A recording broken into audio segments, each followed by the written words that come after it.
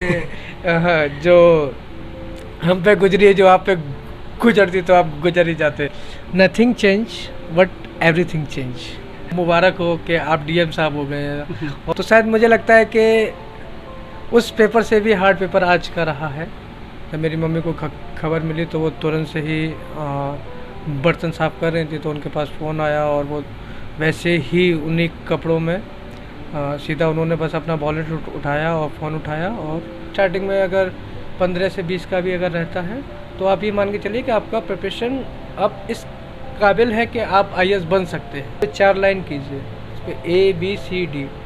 पहले आप ए को एक्यूरेसी रखिए अपना 100%, बी को हाफ रखिए 50%। इतनी उसकी अंदर से भूख होगी उस चीज़ की कि दीवारों पे ये लिख के यहाँ पे इन्होंने आईएएस लिख दिया है। ठीक, एक एक करके उठाना था और ख़त्म करते जाना था। तो यहाँ से उठाते के ऊपर लगाते के उठाते के लगाते रहे। तो ये जितना ऊपर आपको दिख रहा है ना, ये पहले पूरा यहाँ लगा हुआ था। अच्छा, यहाँ पर सामने बना हुआ था। तो एक एक करके ख़त्म करते गए, ऊपर लगाते गए, ख़त्म करते गए, ऊपर अब लगाते वो गए। वहीं रहेंगे। अच्छा, इनको लेके जाएंगे घर? अभी नहीं पता, वो तो सिचुएशन में डिपेंड करता है, देखते हैं क्या होता है। तो मैं जब भी मेरा कोई जब रिजल्ट आया है ना, तो मैं वो मोमेंट मैंने मिस किया ही है अपना।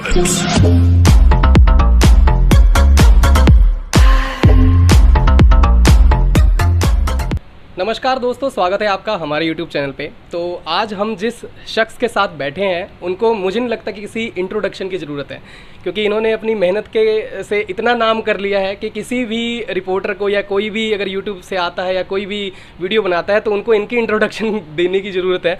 तो सबसे पहले भैया आपको बहुत बहुत बधाई, बहुत बहुत शुभकामनाएं और बहुत बहुत धन्यवाद। हाँ, तो सबसे पहले मुझे ये बता दीजिए कि एकदम से ना 23 तारीख को रिज़ल्ट समथिंग आया, तो बहुत सारी चीज़ें आपकी लाइफ के अराउंड जो है वो बदल रही होंगी, बहुत सारा जो है फ्लैशबैक हो रहा होगा। तो उसके बारे में थोड़ा बताइए कि अभी कैसा महसूस हो रहा है आपको? हाँ, जिस समय रिजल्ट आया और रिजल्ट के बाद से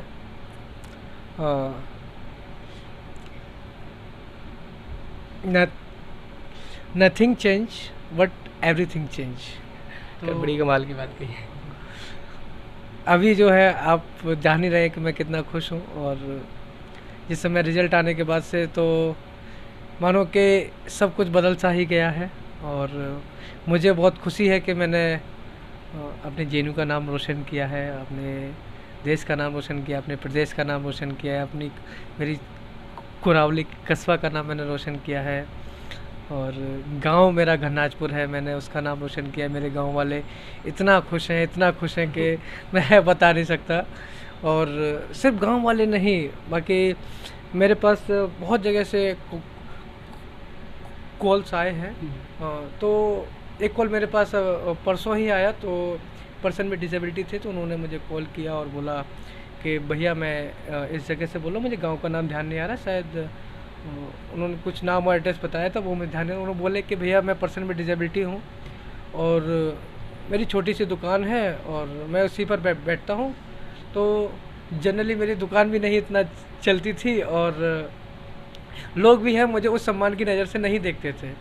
लेकिन जब से आपका जो टीवी पर चल रहा है और जो आपका न्यूज़ जब से मैंने देखा है, अब लोग वो मुझसे कहते हैं कि मुबारक हो कि आप डीएम साहब हो गए हैं। और आपके अंदर भी एक मोटिवेशन एनर्जी है कि आप भी उस जगह पर जा सकते हैं। और लोगों ने मेरा सम्मान करना शुरू कर दिया है। मेरी दुकान भी अब इतना चल रही है कि मैं बता नहीं सकता। तो भैया मैं किस तरीके से धन्यवाद करूं और मैं बता नहीं सकता किस तरीके से शुभकामनाएं दूं। तो मैंने उनको पहले तो बहुत बहुत प्यार और आभार दिया कि आपका बहुत बहुत धन्यवाद। और मैंने उनको यही बोला कि आप लोगों को जो सम्मान है, हमें उनके सम्मान को रखना है और हमें अपने आप को उस कामयाबी पर पहुंचाना है, जैसे कि आज मैं यहाँ तक आया हूँ। और मैं चाहता हूँ कि जैसे जो लोग इंस्पायर मुझसे हुए हैं तो वो मुझसे भी आगे जाए। जी भैया, देखिए वीडियो और लोगों ने भी यूपीएससी निकाला, लेकिन सबसे बड़ा जो आपके यहाँ पे यूपीएससी निकालना और जिस सिचुएशन से आप निकल कर बाहर आए हैं, वो उन युवाओं के लिए आप प्रेरणा स्रोत बने हो जो इस लाइन में यूपीएससी की प्रिपरेशन कर रहे हैं। आज मैं गया था, प्रीलिम्स था, तो बच्चों से मैंने बात की कि कैसा गया एग्ज़ाम। तो काफ़ी बच्चों का ना ये रिएक्शन था कि भैया मोरल डाउन है। तो उन सब बच्चों के लिए एक छोटा सा संदेश जो आप देना चाहें कि मतलब आप जिस कठिन परिस्थितियों से निकल कर ये एग्ज़ाम क्रैक कर गए हो, तो आप अपने एक्सपीरियंस से बताइए। जिस समय मैं अपना पहला प्री दे के आया था, तो जैसा कि आज मैंने पेपर देखा, आज का प्री का पेपर और जो मैं 2 साल पहले मैंने प्री का पेपर दिया था, यानी कि मेरे इस अटैम्प्ट से पहले का जो अटैम्प्ट था, तो शायद मुझे लगता है कि उस पेपर से भी हार्ड पेपर आज का रहा है। और 2021 वाला पेपर भी हार्ड था जो कि मैंने दिया था। तो मैं जैसे ही एग्ज़ाम हॉल सेंटर में घुसा तो वहाँ पर 5 सीट पड़ी थी, मैं वहाँ बैठा हुआ था। एग्ज़ाम पेपर आया तो मैंने पहला पेपर खोला, उसमें 4 क्वेश्चन थे जिस तरीके का आज क्वेश्चन है। मैंने फर्स्ट जब बच्चे मेरे पास आए पेपर लेके, तो उन्होंने बोला भैया एक बार पेपर देख लीजिए आप। मैंने पहला क्वेश्चन देखा और मैं समझ गया कि बस सेम रिएक्शन मेरा उस टाइम पर था। तो मैंने जैसे ही पेपर खोला एग्ज़ाम हॉल में, तो मैं समझ गया था कि नहीं इस बार तो मुश्किल लग रहा है। तो मैंने अटैम्प्ट किया और मेरे उसमें बहुत सारे क्वेश्चन ठीक भी थे, लेकिन निगेटिव ज़्यादा टिक होने की वजह से मेरा उस बार में नहीं हुआ था। तो मैं 5 बजे मैंने कैब बुक किया और रूम पर आया। रूम पर आकर मेरे दोस्त वगैरह सब इकट्ठे थे कि कैसा हुआ। मैंने पेपर किसी को नहीं दिखाया, फाइल में रखा, अंदर रख दिया। मैंने बोला सब लोग मिलकर पार्टी करते हैं, इस मोमेंट को एंजॉय करते हैं, सुबह देखेंगे। और हम लोगों ने काफ़ी अच्छा पार्टी वार्टी किया। फिर हम लोग सुबह उठे, चाय पिया, फिर हम लोग ढाबे पे गए पेपर लेके। हम लोग बैठ के सारा पे एनालाइज किए जो भी कोचिंग इंस्टीट्यूट के मटेरियल्स थे, जो भी रिजल्ट्स अभी 2 घंटे में आ ही जाएंगे, उस दिन भी 2 घंटे में आ गए थे। तो फिर हमने सुबह देखा, हमको मालूम था कि हाँ हार्ड है, नेगेटिव ज़्यादा हो गया तो नहीं होगा। तो हमें पता था कि हमने कहाँ कहाँ गलतियाँ की हैं। मुझे पता लग गया था कि हाँ अगर इन्वायरमेंट के मैंने 4 क्वेश्चन जो है वो छोड़ ही दिए, क्योंकि वो मुझे वहाँ पर नहीं आए। और 3 क्वेश्चन मैंने टिक भी किए हैं, लेकिन उनमें डाउट है। तो मेरा इन्वायरमेंट कमज़ोर है, मुझे इन्वायरमेंट पे ज़्यादा फोकस करना है। अगर मैंने इकोनॉमी के क्वेश्चन देखे कि इकोनॉमी के मैंने 4 में 3 क्वेश्चन ठीक किए हैं और एक क्वेश्चन जो है भले ही मेरा गलत हो गया है, लेकिन उसके आसपास रहा है, सही के ज़्यादा करीब था। 50-50 भी अगर एलिमिनेट करता तो आंसर ठीक हो जाता। तो मुझे लगता है कि हाँ इकोनॉमी मेरा सेक्शन ठीक है, बस थोड़ी सी मेहनत करने की ज़रूरत है। लेकिन जब मैंने देखा हिस्ट्री के मैं सारे क्वेश्चन छोड़ रहा हूँ, एक भी नहीं क्वेश्चन बन रहे हैं, तो मैंने हिस्ट्री पे अच्छा फोकस किया। तो इस तरीके से एक स्ट्रेटजी बनाई जाती है एग्ज़ाम की। आप ऑब्वियसली जब आप यूपीएससी का आज एग्ज़ाम दे के आए हैं, तो मैं आपसे यही बोलूँगा कि अभी आप आराम से मुझे पता है बहुत उत्सुकता होती है हमको जानने की हम कितना ठीक करके आए, कितना नहीं ठीक करके आए हैं। तो वो बहुत से बच्चों ने चेक किया भी होगा, तो जिन्होंने चेक किया है और जिनको लगता है वो आगे जा रहे हैं, उनके लिए मेरी तरफ से बहुत बहुत शुभकामनाएं। और जिनको डाउट में है तो मैं उनसे बोलूँगा कि अभी पेपर को रखो, खाना पीना खाओ, दोस्तों से बातें करो, मन को अच्छा करो, रात भर चैन से सो, कल सुबह पेपर देखना और जो भी रहे उसको एक्सेप्ट करना है और आगे बढ़ना है और रुकना नहीं है। तो भैया ये आपके साथ 2017 में दुर्घटना हुई थी, तो उस समय मैं फील कर सकता हूँ, मैं अगर आपकी जगह होता तो मैं सच कह रहा हूँ कि मैं उस सिचुएशन से यहाँ तक नहीं पहुँच सकता था। कहावत है ना कि जो हम पे गुजरी है, जो आप पे गुजरती तो आप गुजर ही जाते। हाँ वही बात है। तो मतलब उस सिचुएशन को आपने टैकल किया, सबसे पहले घर वालों को जब पता चला होगा तो उनका क्या रिएक्शन था, और जब आपने यूपीएससी की प्रिपरेशन की बात कही तो कितना सपोर्ट मिला घर से? क्योंकि घर वालों का सपोर्ट किसी भी चीज़ में आप लाइन में जब चाहे यूपीएससी हो, कॉर्पोरेट सेक्टर हो, कोई भी चीज़ आप कर रहे हो, स्टार्टअप कर रहे हो, तो सबसे बड़ा जो रोल होता है आपके घर वालों का होता है। तो क्या रहा था वहाँ पे पहला रिएक्शन घर वालों का जब ऐसा कुछ आपके साथ हादसा हुआ था? मैं तो हॉस्पिटल में ही था, तो जैसा कि मुझे बाद में पता लगा कि जब मेरी मम्मी को खबर मिली तो वो तुरंत से ही बर्तन साफ़ कर रही थी, तो उनके पास फ़ोन आया और वो वैसे ही उन्हीं कपड़ों में सीधा उन्होंने बस अपना वॉलेट उठाया और फ़ोन उठाया और सीधी उसी टाइम निकल रही थी। और पापा भैया सब दुकान पे थे, तो वहाँ से दुकान से सब लोग तुरंत से इकट्ठा हुए और जैसे ही मेरे बारे में पता लगा तो वो सभी हॉस्पिटल के लिए निकल दिए थे। अच्छा, तो जिस तरीके से मैंने बोला कि जब आपने ये बताया घर में कि मैं यूपीएससी की प्रिपरेशन कर रहा हूँ, तो कितना सपोर्ट रहा फैमिली की तरफ से? हाँ, मैंने एक्चुअली जब ये दूसरा वाला प्री दिया और आके शाम में पार्टी किया, क्योंकि दोबारा का पेपर अच्छा हुआ था तो मुझे पता था कि कुछ ना कुछ अच्छा होगा। तो शाम को आके मैंने पार्टी किया, सुबह उठ के देखा मिलाया तो सीसेट और जीएस में मेरा हो रहा था, क्योंकि जिस कैटेगरी में मुझे जितने मार्क्स चाहिए थे तो उससे ज़्यादा मार्क्स मेरे हो रहे थे, तो मैं खुश था। तो मुझे पता था कि हो जाएगा, लेकिन वो डाउट रहता है कि कोचिंग इंस्टीट्यूट्स के भी कई बार होता है कि रिजल्ट्स ठीक नहीं रहते हैं। तो मैं इस डाउट में था कि पहले जो है रिजल्ट आ जाए, उसके बाद में फिर बड़ी बड़ी पार्टी होगी, जब तक छोटी छोटी पार्टी होती रही और यही कारवां चलता रहा। अच्छा, तो भैया थोड़ा सा ये बताइए कि जो प्रीलिम्स की आपकी स्ट्रेटजी थी, जब आपने प्रीलिम्स की प्रिपरेशन की तो कौन सी बुक्स को आपने प्रेफरेंस दी, और शुरू आपने ग्रेजुएशन किस में की, ये सब थोड़ा सा जानकारी दीजिए। जी देखिए कि मैं एक सेकंड, हाँ जी।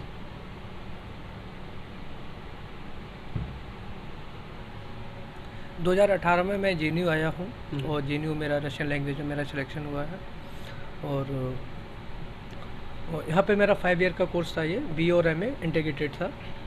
तो मुझे पता था कि सफ़र लंबा है और 5 साल तो है ही है कम से कम, और यही 5 साल हैं, इनके बाद क्या होगा मुझे नहीं पता। तो जंग वहीं से शुरू करनी थी। मैंने 6 महीने रशियन का अपना पहला सेमेस्टर कंप्लीट किया।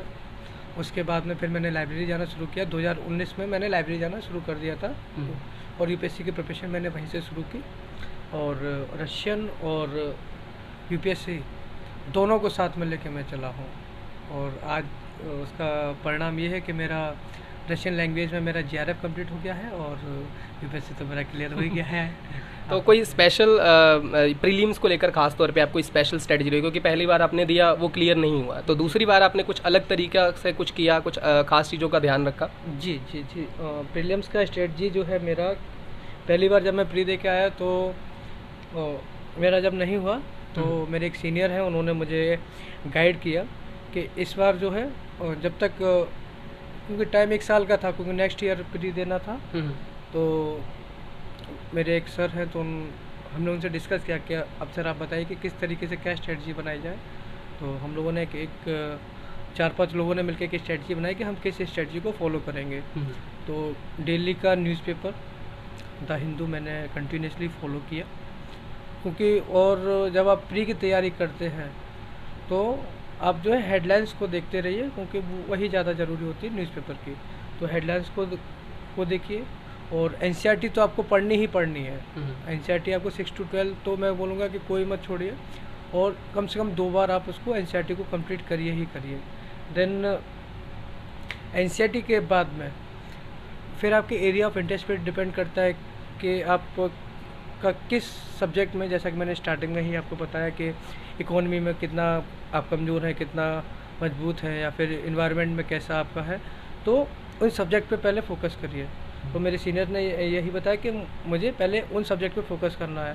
तो NCERT ऑलरेडी मेरा कंप्लीट हो ही चुका था, तो रेफरेंस बुक जो थी मैं पहले उनसे गो थ्रू होने के बाद में जब मुझे पता लगा कि अब 6 महीने बाद प्री है, उन 6 महीनों में जो प्रीवियस ईयर पेपर्स थे 15 ईयर्स के, CSET और GS दोनों मैंने प्रिंट आउट निकाला, उनके जो आंसर्स थे वो मैंने निकाले, और हर क्वेश्चन को पहले मैंने सॉल्व किया। उसके बाद में उनको आंसर से मैच किया, फिर वहाँ देखा कि मेरा कितना एक्यूरेसी रेट आ रहा है, कि मैं जब सॉल्व कर रहा हूँ तो मैं कितने क्वेश्चंस को ठीक कर पा रहा हूँ। तो एक्यूरेसी रेट स्टार्टिंग में अगर 15 से 20 का भी अगर रहता है तो आप ये मान के चलिए कि आपका प्रिपरेशन अब इस काबिल है कि आप IAS बन सकते हैं, अगर 15-20 का आपका एक्यूरेसी रेट आ रहा है अगर प्रीवियस ईयर पेपर्स का। देन अब जो मैंने स्ट्रेटजी बनाई थी प्री के लिए, जब मॉक लगाए थे, तो सिंपल सा है कि एक पेपर लीजिए, उस पर 4 लाइन कीजिए, उस पर ABCD। पहले आप A को एक्यूरेसी रखिए अपना 100%, B को हाफ रखिए 50%, C को 1/3 और जो 25% जिस पर आप श्योर हैं, D को आप रखिए कि जो आपको नहीं आ रहा है। ये आपका सिंपल सा मैंने स्ट्रेटजी बनाया। और जब भी मैं मॉक टेस्ट खोला, अब मैंने पहला क्वेश्चन देखा, उसका देखा कि क्या आंसर होना चाहिए, और क्वेश्चन देख के मुझे क्वेश्चन समझ में आया और मुझे लगता है कि इसका ऑप्शन C होना चाहिए, और मैं 100% श्योर हूँ कि मैं एग्ज़ाम में बैठूंगा तो C ही को टिक करूँगा। तो C को मैं A में लिखूँगा कि जिस पे 100% एक्यूरेसी है। अगर मुझे लगा कि नहीं A और D तो नहीं, लेकिन B और C में मैं कंफ्यूज हूँ, या तो B होना चाहिए या C होना चाहिए, तो इसको मैं बी में रखूँगा, और बी में भी मैं चाहे जो आपको ऑप्शन ठीक लगे कि हाँ 50-50 के चांस पे मैं अगर खेलूँगा तो बी पे मारूँगा या सी पे मारूँगा, तो अब मैं उसको बी में रखूँगा। देन सी पे रखूँगा जब मुझे पता लगेगा कि नहीं यार 3 है, एक आंसर तो इस पे श्योर हूँ कि ये नहीं होगा, लेकिन इन 3 में से कोई एक होगा, तो इन 3 में से आप एक चूज़ कीजिए, उसको सी में रख लीजिए। और जो डी वाला है जो 0% है उसमें कुछ नहीं पता तो कुछ भी उठाइए, एक ऑप्शन रख लीजिए। ये बड़ा अनोखा तरीका जो है आपने स्टूडेंट्स को बताया, मतलब काफ़ी अच्छा भी लग रहा है कि हाँ आप पेपर को बहुत अच्छे तरीके से इसे अटेम्प्ट कर सकते हैं। आप श्योर हो जाओगे कि आपको कौन से क्वेश्चंस पे ज़्यादा ध्यान देना है, कौन से क्वेश्चंस पे ध्यान नहीं देना है। जी जी। ठीक है, ये तो होगी हमारी प्री की। थोड़ा सा हमें मेंस का भी बताइए कि मेंस के लिए भी ऐसा कुछ आपने प्लान बनाया था? मेंस आपका, आपने तो फर्स्ट मतलब प्री तो आपने चलिए 2 बार दिया, लेकिन मेंस तो भी निकाल दिया, पहली बार में इंटरव्यू भी निकाल दिया। जी एक्चुअली क्या था कि मुझे पता है कि मुझे लिखने में दिक्कत है, तो मुझे स्क्राइब यूज़ करना ही था। तो मैंने राइटिंग प्रैक्टिस खुद के लिए की है, जैसा कि आप देख भी सकते हैं कि मैं कुछ कुछ थोड़ा थोड़ा अच्छा, ये सारा कुछ आपने लिखा है? बाकी जो मेंस का जो राइटिंग प्रैक्टिस है वो मेरा नहीं है। मैंने अपना स्पीकिंग प्रैक्टिस डेवलप किया क्योंकि मुझे मेंस में उसकी ज़रूरत थी। तो हमको ये पता होना चाहिए कि हमको एग्ज़ाम के समय में किसकी ज़रूरत है। मैंने अपना स्पीकिंग स्किल को अच्छा किया, क्योंकि जब मैं राइटर को कुछ भी बोलूँगा पूरा सेंटेंस कंस्ट्रक्ट करके मुझे बोलना है, पूरा इंट्रोडक्शन मुझे पहले तैयार करना है, उसको बोलना है, वर्ड्स को चूज़ करना है, वो मुझे बोलना है। तो जनरली मैंने वीडियोस देखे, मेरा पूरा सेल्फ स्टडी है, और मैंने किसी इंस्टीट्यूट का कोई भी कोचिंग नहीं लिया है। हाँ, जब मॉक के समय में मैं कुछ इंस्टीट्यूट्स में गया हूँ, वहाँ पर मैंने मॉक दिए हुए हैं। और स्ट्रेटजी मेंस का मैंने यही बनाया कि प्रीवियस ईयर 15 ईयर्स पेपर मैंने उठाए, एक एक पेपर को यहीं इसी टेबल पे यूं ही इसी तरह बैठ के, लैपटॉप सामने है, और अब जैसे यही है प्रीवियस ईयर पेपर, अगर हम इसको मान सकते हैं, तो मैंने इसको रखा। मेंस का पेपर है सपोज दैट, और मैंने देखा पहला क्वेश्चन क्या है और उसके हिसाब से क्या उसका बन सकता है। ये तो सी सेट का है, सॉरी हाँ ये तो सी सेट का है। मैं एक एग्जांपल के तौर पे बता रहा हूँ कि प्रीवियस ईयर पेपर मैंने रखा, देखा कि इसका क्या आंसर है, मैंने गूगल पे सर्च किया और देखा कि इसके ये इस टॉपिक के ये मेन पॉइंट्स हैं, 5 से 7 पॉइंट्स हैं। मैंने चाहे पर्ची पर या फिर दीवार पर, जो भी मेरे पास उस टाइम पे रहता है अकॉर्डिंग टू सिचुएशन, कॉपी रहा हो या फ़ोन रहा हो या लैपटॉप में ही एक जगह मार्क कर ली 4-5 पॉइंट। तो मुझे पता है कि हाँ कि ये क्वेश्चन मैंने देख लिया है, अब इस क्वेश्चन को मुझे दोबारा देखने की ज़रूरत नहीं है। और जो 5-7 पॉइंट है वो मेरी ऐसी जगह पर है जहाँ पर मैं जनरली मैं कभी भी चाहूँ देख सकता हूँ, चाहे मेरी दीवार हो या मेरी किताब हो या मेरा फ़ोन हो। अच्छा, मतलब साथ में मतलब ये ना डेडिकेशन देखो आप एक चीज़ की, कितने जुनून से वो तैयारी की होगी, कितनी उसकी अंदर से भूख होगी उस चीज़ की कि दीवारों पर ये लिख के यहाँ पे इन्होंने IAS लिख दिया है। ठीक है, ये चीज़ मतलब किस फेज़ में लिखी होगी मैं समझ सकता हूँ यह, क्योंकि शायद आपके जो परिवार है, जिस बैकग्राउंड के आप है, आप इकोनॉमिकली इतने सक्षम नहीं थे, आपने बताया, तो उसी बैकग्राउंड से मैं आता हूँ। और जो भूख होती है कि किसी चीज़ को पाना है, वो किस भाव में ये लिखा गया होगा, मैं आज भले ही उस चेहरे पे आपको मुस्कान दिख रही होगी, लेकिन जब ये तैयारी हो रही होगी और जब वो स्थिति से गुजर रहे होंगे, उसका मैं अंदाज़ा भी नहीं लगा सकता कि वो क्या सिचुएशन रही होगी। मेंस का भैया हो गया। इंटरव्यू में कोई ख़ास चीज़ आपने की है, जैसे कि प्रिपरेशन के टाइम पे हो गया? हाँ, प्रिपरेशन के टाइम में जिस समय शायद 6 दिसंबर को रिजल्ट आया था मेरा, तो मैं बहुत खुश हुआ उस दिन। तो मुझे 5 मिनट तक यकीन ही नहीं हुआ कि मेंस हो गया है मेरा। हाँ, मेरा फ़ोन यहाँ रखा हुआ था। मैं जब भी मेरा जब रिजल्ट आया है ना, तो मैं वो मोमेंट मैंने मिस किया ही अपना।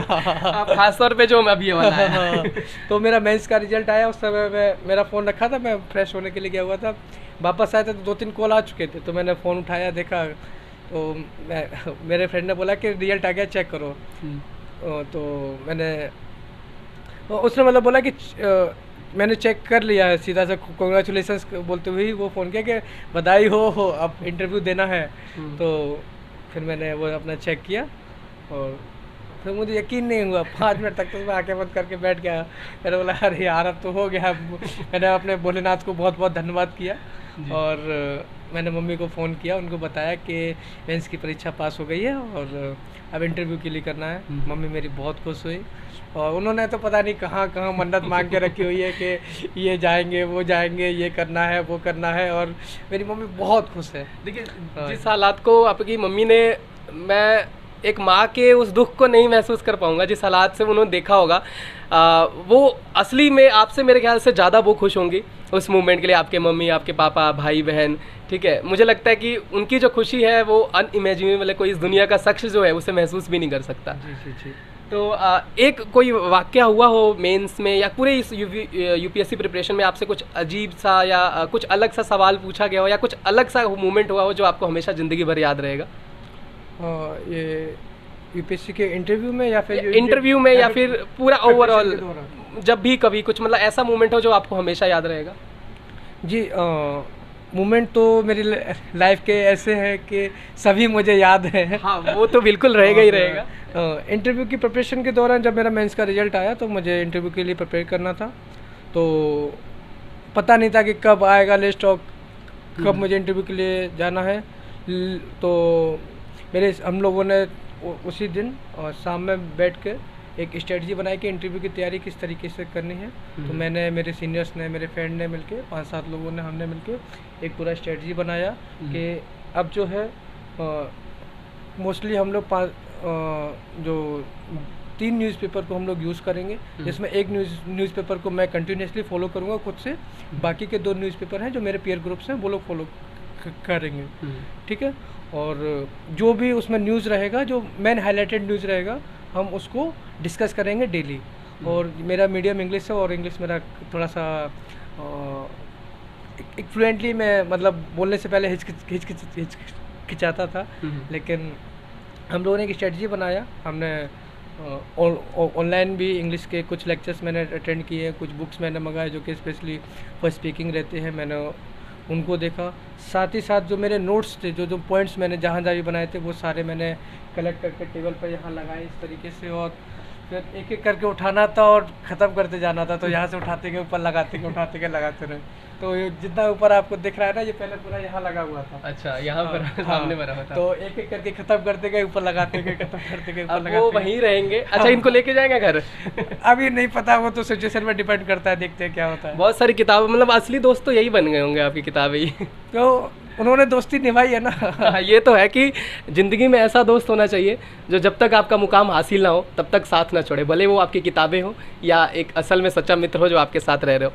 अच्छा, एक और चीज़ कि जब आपने यूपीएससी क्लियर कर लिया तो अभी मम्मी पापा, जब आपने पहली बार जब फ़ोन किया तो वैसे तो उनको भरोसा ही होगा कि आपका हो ही जाएगा, लेकिन फिर भी जब एक बार असली में बताते हैं कि हाँ मेरा हो गया, तो क्या रिएक्शन रहा था? जब मैंने मम्मी को बताया तो मम्मी बहुत खुश हुई। उन्होंने मुझे